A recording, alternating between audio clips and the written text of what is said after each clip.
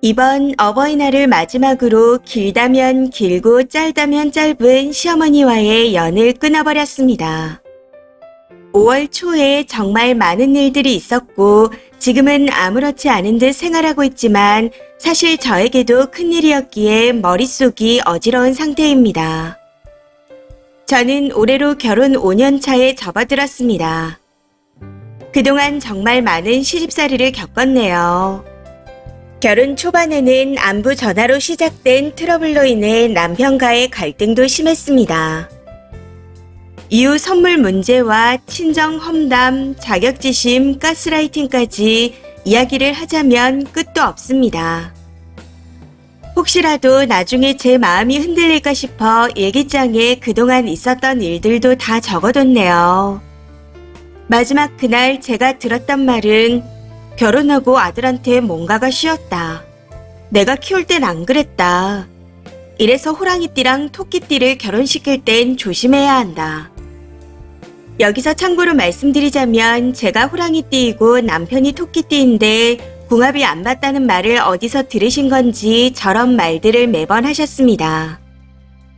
거기다 저희 신혼집을 구할 때 집을 둘러보고 아들 장가 보낸다는 게 실감나 서러워서 울었다는 말씀도 하셨습니다. 웃긴 건 저는 신혼집도 못 보고 결혼한 여자라는 겁니다. 당시 제가 타 지역에서 지내는 상태였는데 빨리 계약해야 된다며 돈을 보내달라고 하셔서 보내드렸었고 이후 신혼집에 한 번도 들어가 보지 못하고 결혼을 했습니다. 이건 제가 더 서러울 일 아닌가요? 그리고 하고 싶은 말을 다 하고서는 요즘 예능에선 며느리한테 이런 말도 하면 안 된다고 하더라. 이런 말씀도 하시는데 이게 특기입니다. 이외에도 마트에서 뭐 사다가 만들어서 네 남편 해다 먹여라. 담배 못 피게 해라. 하는 등 남편을 챙기라는 말을 수없이 하며 제대로 못 챙겼다는 이유로 혼을 내기도 했습니다.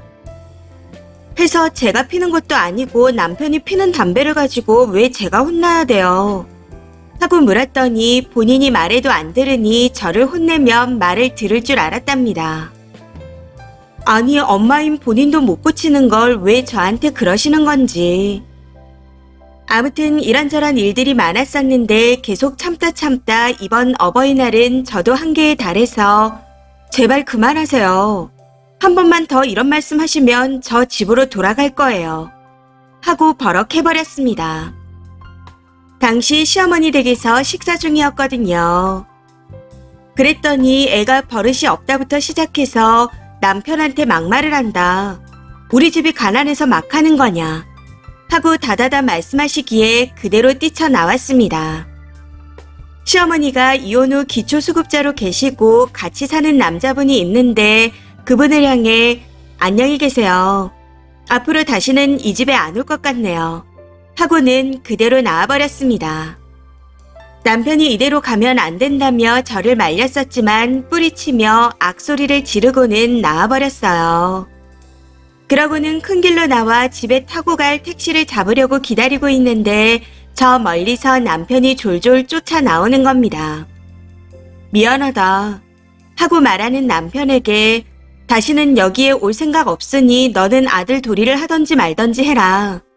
이 집과 나는 여기서 끝이다. 쫓아오지 말고 그냥 저 집에 가서 살아라. 하고 말했습니다.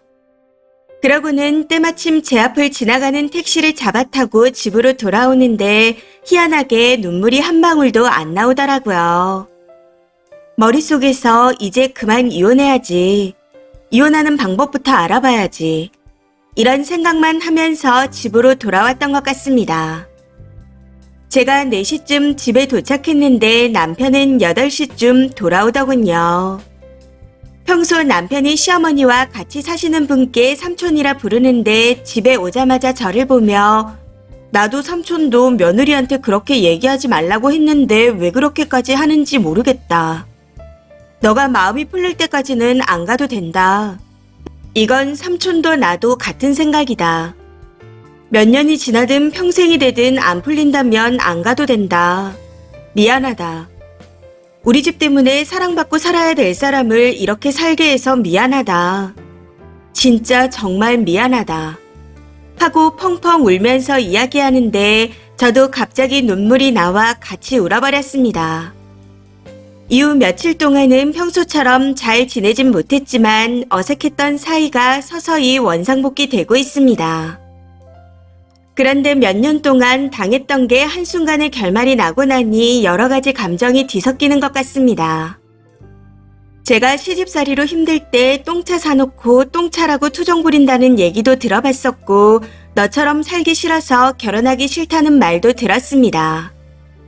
네, 다 제가 선택한 생활이라는 것도 알고 있습니다. 그래서 이를 악물고 참았지만 그동안 너무 힘들었었네요. 그런데 이런 결말이 나고 나니 지금은 남의 집안의 연을 끊어놓았다는 생각에 죄책감이 들기도 하고 정말 여기서 끝난 걸까 하는 생각에 불안하기도 합니다. 그래도 남편이 그 이후부터 너무 잘해주고 있어 그만 딛고 일어나 보려고요. 과거는 잊고 나와 내가 선택한 가족을 지키며 살아가려고 합니다. 사실 저도 다 잘했다는 건 아닙니다. 잘못한 게 있다는 걸 알고 있어요. 그래도 다시 그 순간으로 돌아간다면 똑같이 할 것 같습니다. 단 한 번 저를 위해 그 자리에서 벗어나려고 했던 행동이었으니까요. 그냥 부모님이나 친구들한테도 말 못하겠어서 넋두리 삼아 글을 적어봅니다. 어쩌다 보니 이야기가 길어졌는데 주저리 적고 나니 조금은 마음이 편해지는 것 같네요. 긴 글 읽어주셔서 감사합니다. 댓글입니다. 첫 번째. 이혼하고 기초수급 형편에도 남자랑 동거하면서 시무행세를 하는 게 참 웃기네요. 평소 했던 말들을 보면 어떤 상황이었는지 안 봐도 뻔히 보이는 것 같습니다. 이 정도면 연을 끊어낸 게 천만다행일 정도예요. 정 마음이 불편하다면 연을 끊어놓았다 죄책감을 가지지 마시고 남편은 왕래하게 하세요. 대신 님한테 같이 가자고 강요하는 순간 끝이라고 못을 박아놓으시고요. 두 번째. 남편과 시모는 천륜이니 왕래를 하던 말던 신경 쓰지 마시고 님만 편히 사세요. 저 정도면 시모가 이혼을 한 게 아니고 당한 게 아닐까 하는 의심이 들 정도입니다. 5년 동안 힘들게 참아오셨으니 이만하셔도 될 것 같아요. 안 그러면 속병 나서 못 버팁니다. 세 번째. 잘하셨어요. 거기서 더 참아봤자 돌아오는 건 더한 막말과 시집살이 뿐이었을 겁니다. 시간이 지날수록 더하면 더했지 덜하진 않을 거예요. 그렇게 되면 님은 스트레스로 마음의 병까지 나게 될 거고요. 본인에게 해가 되는 관계라면 그게 남편의 부모라 해도 끊어내는 게 상책입니다. 마음 약해지지 마시고 편히 사세요. 네 번째. 연을 끊게 만들었다는 죄책감이 든다면 덜 당해서 그런 겁니다. 간략하게 적은 것만 봐도 미안한 마음을 안 가져도 될 것 같은데 왜 그런 생각이 드는지 모르겠네요. 정 안 될 것 같으면 남편만 왕래하라고 하세요. 대신 님은 모든 걸 차단하시고 혹시라도 남편이 시댁 이야기를 꺼낸다면 바로 끝이라 하시고요. 다섯 번째. 복잡하게 생각하지 마세요. 자격지심 있는 사람들은 상종하면 안 됩니다.